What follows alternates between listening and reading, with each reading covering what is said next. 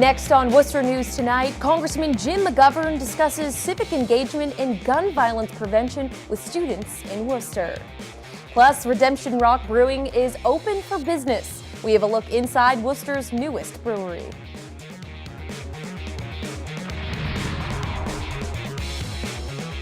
Good evening and thank you for joining us. I'm Anna Botari.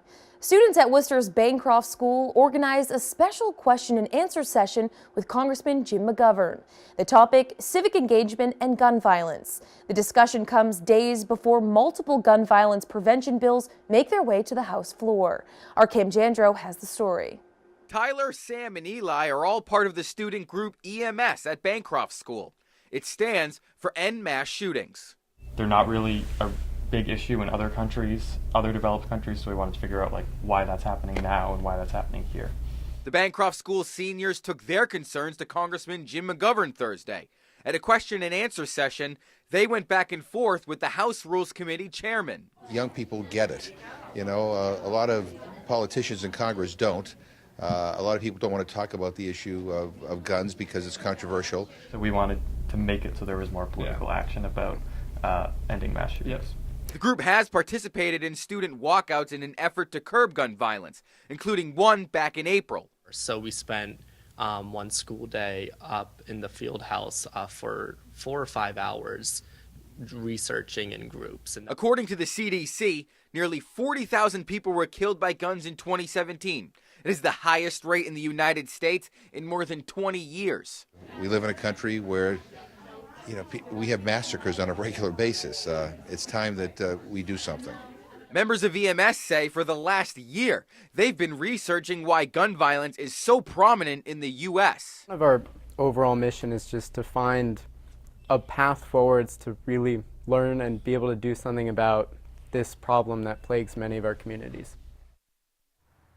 Now, McGovern says combating gun violence is on the agenda for Congress. On Monday, they'll be looking into 2 pieces of legislation. One is Bill H.R. 8, which looks into universal background checks and closing any loopholes regarding universal background checks. Then it will go on to be voted on Tuesday and Wednesday, and if passed, it'll make its way to the Senate.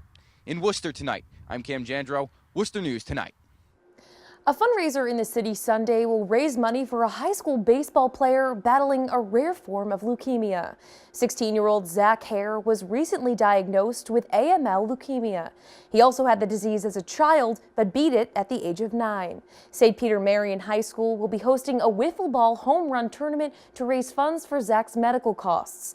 For organizers, it's about stepping up for one of their own.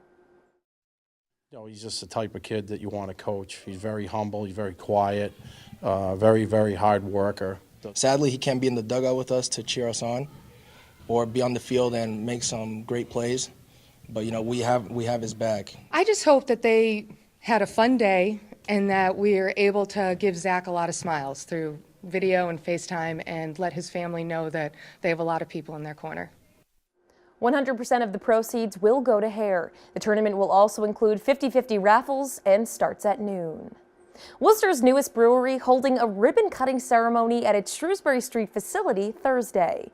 Redemption Rock Brewing Company melds 2 business ideas, a brewery and a coffee shop, into one. They currently offer 4 year-round beers and plan to mix in seasonal beverages. Owner and CEO Danielle Babineau says that our design is art-focused and also family-friendly, offering plenty of seating as well as games. She says something setting them apart from the competition is a unique status they hold as a benefit corporation. 4 breweries in Massachusetts. I'm pretty sure we're the first one. And it basically just means that we're a for-profit business that also focuses on doing good for our community, for our workers, and for the environment. Babineau says come springtime, they'll have opened their patio, which will be dog-friendly. The Massachusetts Port Authority Board has approved its 2019-2023 Comprehensive Financial Plan. The 5-year capital program will designate $2.6 billion to fund major projects. The Worcester Regional Airport, which will offer 6 daily flights by 3 major airlines this year, will receive $43 million. Massport says more than $9 million of capital program funds will be used for improvements to a portion of a runway and to replace the engineered material arresting system. 2 new jet bridges will also be installed to accommodate more passengers. It's the tail end of vacation week for many students in central Massachusetts. And for those who are still looking to squeeze in some last-minute activities, Discover Central Massachusetts has some suggestions. Executive Director Stephanie Ramey says there's a lot to do in downtown Worcester, and many things are within walking distance of each other. She says you can start with ice skating at the Worcester Common Oval Ice Rink, enjoy something to eat at one of the various surrounding restaurants, head over to the Worcester Historical Museum, who's offering free February, and then check out the various murals in Worcester, including the 3D mural by Insane 51. She says there's plenty to do outside of the city as well. Sorcery at Tower Hill Botanic Gardens. So on Friday, you have the ability to go actually put together your own magic wand with the kids, which is great, and really connect with nature, which is really refreshing this time of year. Old Sturbridge Village is always a great place to go out and explore. Ramey says as far as events go, the Worcester Historical Museum will have a scavenger hunt detective program happening tomorrow, and on Saturday they'll be curling on the Worcester Common Oval Ice Rink. Police reminding drivers to clear snow and ice off of cars before heading out.